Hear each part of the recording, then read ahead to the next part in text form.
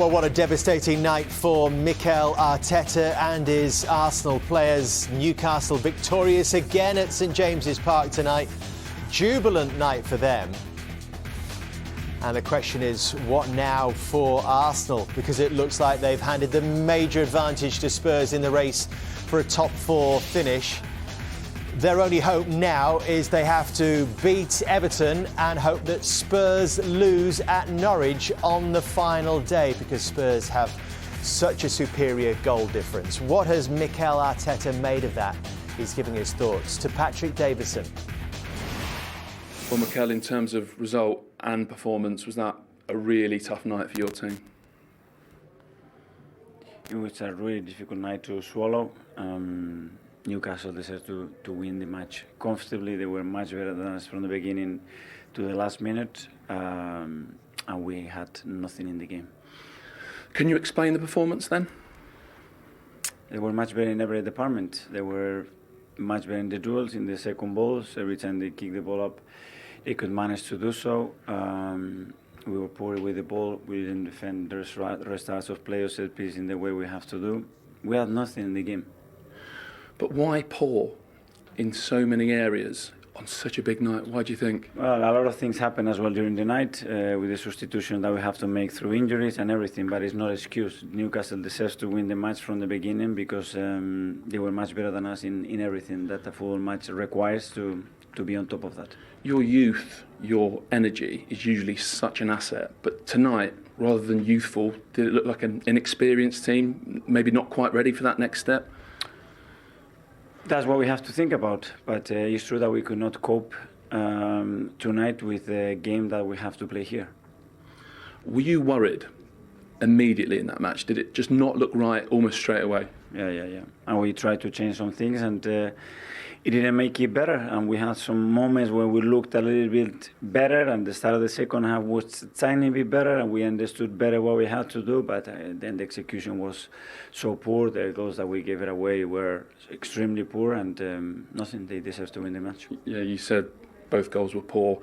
Does the first goal sum it up, really, coming from a foul throw? We know that's where it starts. Yeah. What have you said to your players in there? What I'm saying here, that is extremely disappointed that Newcastle were 10 times better than us and fully deserves the match, and the performance is just nowhere near the level that we have to play. We want to play in the Champions League. Are you shocked by it? You seem almost stunned by what you've seen. I am incredibly disappointed. I don't know if the word is stunned. Obviously, when you see the team that we have at the moment, there is a lot of question mark in a lot of position because the injuries and the suspension and everything that we had. But again, it's not an excuse. Today we're at the races. Yeah. How many players out there were not 100%?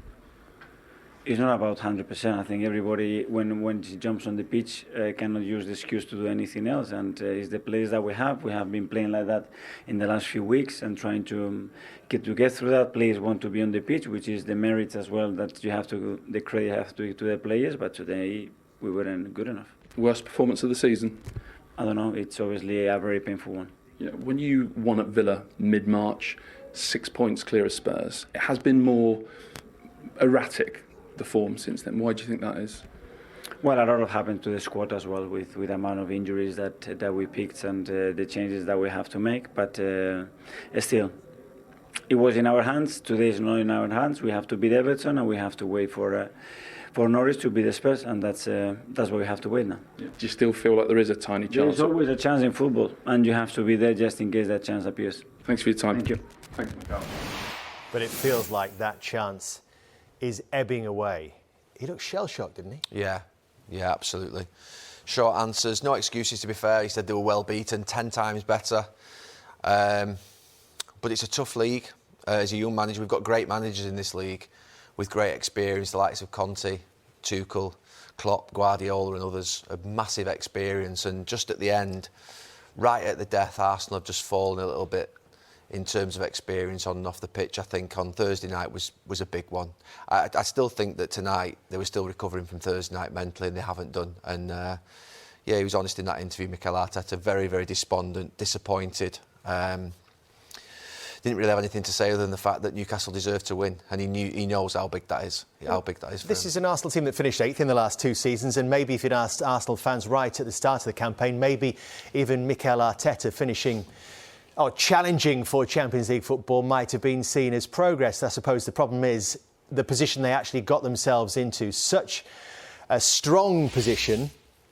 On March the 15th, after a good run of form, they were in the top 4. Look at the games in hand they had on all those sides below them. And one on Spurs as well, who they had a 6-point advantage on at that stage.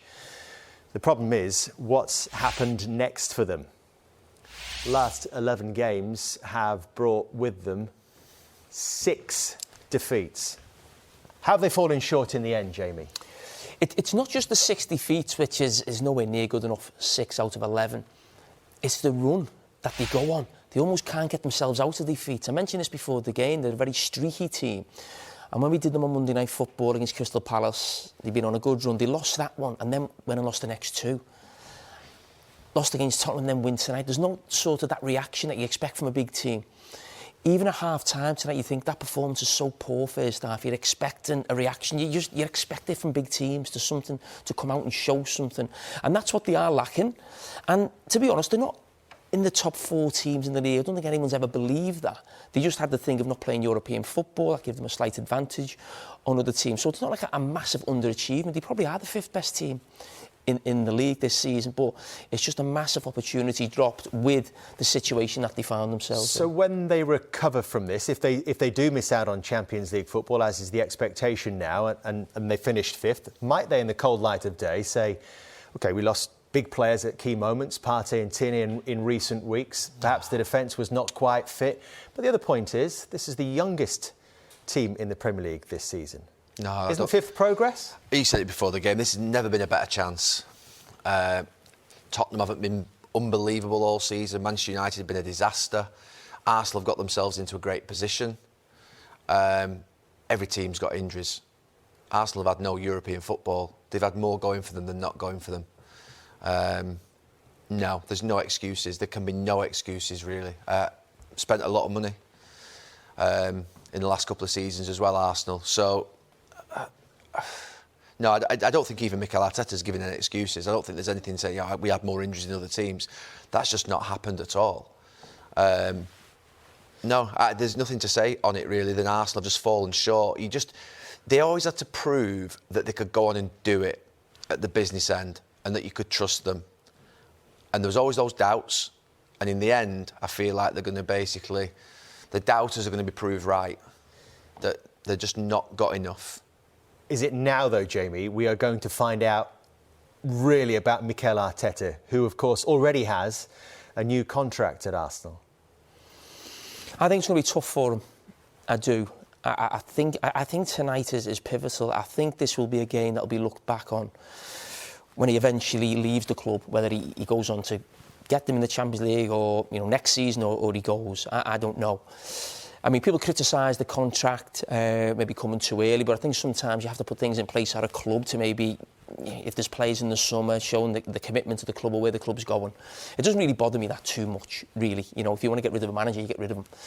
But you mentioned before about what he did for Ole Gunnar Solskjaer using the Europa League final. Manchester United needed that as a springboard to sort of have that belief within that manager, because it's Arteta's first job. He hasn't really got that belief or that thing behind him that Conte has. If Conte goes through a bad time, he's won the league at Chelsea, he's done something at Inter Milan. They've got that thing where you think they know what they're doing. They've done it before. Arteta's never done it before. He hasn't. That's not a criticism, that's just a fact. His first job at one of the biggest clubs in the country, and I think he's done all right. Won the FA Cup, young players, he's made big decisions, whether you agree with them or not. He's been brave at different times. But he needed that tonight. He really needed that tonight. And I really fear for him in terms of next season, because I think it'll be really tough. And if Arsenal is 7th or 8th at Christmas time in the Europa League and finding it tough, there will be massive pressure on his job. The story of this season is not going to be that Arsenal have done well to finish 5th. It's going to be they've blown Champions League. And at the start of the season, obviously, we all would have said if Arsenal had finished fifth, thinking the type of seasons that we thought Manchester United may have had or other teams may have had, we'd have said fifth's a good season for Arsenal. But that's not the way it's going to pan out and not the way it's going to be played out in the media, all by us, because of the position that Arsenal got themselves into. There will no doubt be some very disappointed people in that Arsenal dressing room. Here's Granit Xhaka with Patrick. Well, Granit, is that just devastating? So difficult to find the right words after the game. We came here to show a different game, but from the first minute until the 90 minutes, we didn't deserve to be on the pitch today. Why not? Why such a below par performance when it mattered so much? I don't know. Can't explain to you why. We didn't do what the game plan was. Not listening to the coach, doing our things, and when you do your things, these games happened. What happened wasn't a disaster performance, and like this, you don't deserve to play Champions League. You didn't deserve even to play Europa League, and yeah, it's very hard to take it at the moment. And I don't know why we are not doing that what the coach is asking for us. I mean, it's not an excuse, but was it the performance of a young team feeling the pressure maybe? I don't know, if someone is not ready for this game, stay at home. As simple as it, no? Doesn't matter the age. You can be 30, you can be 35, you can be 10, you can be 18. If you're not ready for that, you're nervous, stay on the bench or stay at home, don't come here. We need people to have the balls, sorry to say that, to come here and to play, because we knew this game is maybe one of the most important games for us.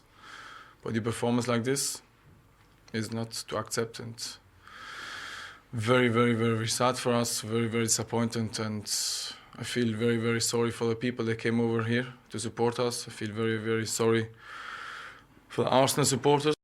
I've got the wrong gist of the interview, but it was almost like an experienced player saying some of these people weren't ready, they weren't up for the fight, I think the intensity of it. I think I heard him say, stay at home if you haven't got the balls. I think that's what he said. So he's obviously having a right dig at people within his dressing room. I mean, I don't know who he's having a go at there. But he said the age doesn't matter. So you think it was the young players? Oh, he said the age doesn't matter. I hope he wasn't having a go at those young players. I don't think that was the interpretation. I tell you what, he's been a disgrace at times, him over the last 4 or 5 years, getting sent off This is recklessly. what happens when players come out and try and speak honestly. No, but what I'm saying to you is he's left it up in the air there in terms of, it was just, I mean, seriously, it was just like a... No, but when you've been involved in something like that, I love players being honest and straight, and I get that's what I'm trying to sort of give him credit for, that type of interview. But it's easy to do that sort of interview. He was part of that as well. You know, it's not like he's 2 or 3 players have let them down. That was like everybody was involved in that. I mean, if I was a player and I was on the way back on the coach when they're flying home, it's like, hang on, we were all part of that. It wasn't just like sort of 2 or 3 players let us down. He was as big a part of that as anybody. It was just a bad one tonight. Let's move on to the winning dressing room, shall we? And a jubilant, no doubt, Eddie Howe with Patrick Davison. Well, Eddie, was that a fitting finale to a brilliant second half of the season? Yeah, I thought it was. I thought it was a brilliant all-round performance from us tonight. We were front foot. We played with the intensity that we want to. We never let up, and I think that's the most pleasing thing. 45 minutes can be, half-time can be a dangerous thing in a game like that, but we were as good, if not better, in the second half. Was it an incredible atmosphere and performance, particularly when you factor in you'd done your main job for the season? Yeah, it sometimes can be difficult to approach the game in the same way. You know, sport is a very delicate thing. It's all played in the brain, and we showed that we want to compete in every game, and I think that's the bare minimum that the supporters expect here. But today we approached the game in a brilliant manner. We were professional right to the end, and I thought we did the Premier League proud tonight. Was it the signature win you've wanted to go with? A body of work that you've created in the last 16, 17 games? Yeah, I think it was the one thing missing from us, that we hadn't beaten, as I said before the game, a top 6 team. And not only did we beat Arsenal tonight, I thought we deservedly beat them. We weren't hanging on. I thought we were the dominant team throughout, and players deserve a huge amount of credit. What was the plan? Why were you so dominant? I know you probably knew your team could win, thought your team could win, but I don't know if you expected to control it like you did. No, I think... we wanted to high press Arsenal. We wanted to make the game difficult for them and not let them settle into any kind of rhythm. And that's easier said than done, because they're a top quality team with outstanding players. So was a real physical effort from the players tonight. But also, I think for the first time in our recent performances, you've seen a team that can have the ball, is comfortable in possession and has a creativity to it. And that's probably the one thing that's been missing from us. But I thought it was evident, especially in the second half. And speaking to Callum Wilson, it sounds like part of the plan was to exploit one or two half-fit players for Arsenal, particularly Ben White coming back in. Well, we know they had a couple of injury concerns, so we wanted to make it a quick game. But I thought Arsenal, competed well and fought to try and win the game, and they really went for it in the second half, and that left spaces for us, which we exploited. How good was Callum Wilson coming back in after missing so much football?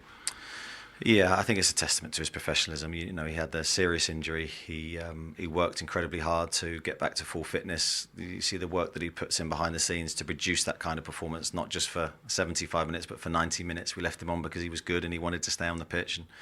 And he deserves all the accolades tonight. So first 20 games compared to what you've done in the next 17, you're the most improved team in Premier League history. How have you done it, and how much have you enjoyed it?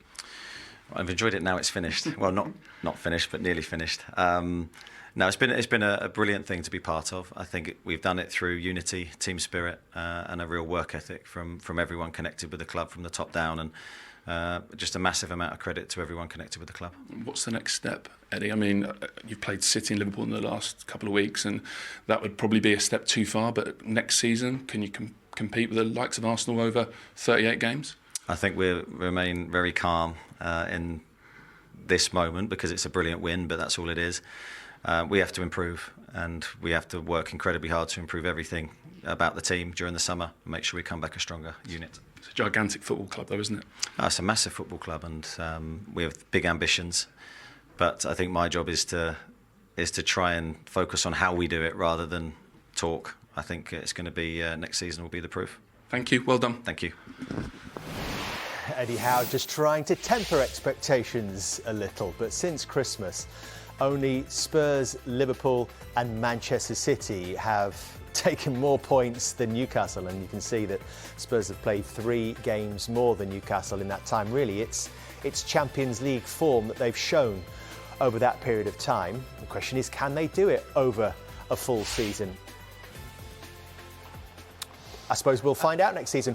But what is this Eddie Howe Newcastle turning into? What are the characteristics that they're showing? I think he's done a brilliant job, because when he signed those players in January, I mean, I still didn't think that it was a foregone conclusion that they'd stay up. I still didn't think it was a foregone conclusion that they'd come out of the relegation zone and do unbelievably well. To end when Aaron Nev. Oh no, it's Anton Deck. No, I didn't think it wasn't a foregone conclusion that this was going to happen. Dan Burn, Target. I'm trying to think who else. Trippier got injured. Chris Wood. You're signing those players and you look at them, you're not thinking, they're not world stars, they're not even top Premier League players. First-team players, aren't they? They've got in and made a difference straight away. But I tell you what, they are the good, solid characters. And Newcastle, to be fair, just need that spine of experience and solidity and stability, and they got that through those players. He signed really well. It would have been easy to go for more what would be... I remember the people who were being suggested, you go and sign Dele Alli, go and sign Jesse Lingard. It was, they were the players that were being linked with at one point. He didn't. He's gone for Wood. He's gone for Burn. He's gone for Target. He's gone for characters, to be fair, that have improved him from a point of view of experience. And I think, to be fair to Eddie Howe, he's done a really good job, because it would have been easy to get carried away with that budget in January. He's got the players that he wanted, but to get the points that he's got out of those players, honestly, it's a brilliant, brilliant job he's done in the last few months. What takes them to the next level, Jamie? Yes, they have huge ambitions, but it doesn't sound like they're going to try and do it in a rush. No, and they shouldn't. You've still got, obviously, FFP there as well. They've spent a few quid in January. But I think Eddie Howe, the way he's speaking there, he knows it's almost a building process. But, you look at where the teams they're sort of competing with in that second half of the season when these players have come in. And again, it's not being disrespectful to those players who've come in. They're just decent Premier League players. So I actually think Eddie Howe is still actually overachieving with the squad he's got. You think of the players that have come in. I really do believe that. I think it's a brilliant coaching job, certainly in that second half of the season. I think we were all together where you want Newcastle in the Premier League. You want to see that atmosphere, the flags, what they've created there, that connection right now between Eddie Howe, the team, and the supporters. And they are going to be, as I said before, a big problem for a lot of big teams next season. One to watch, perhaps, next season in the Monday Night Football.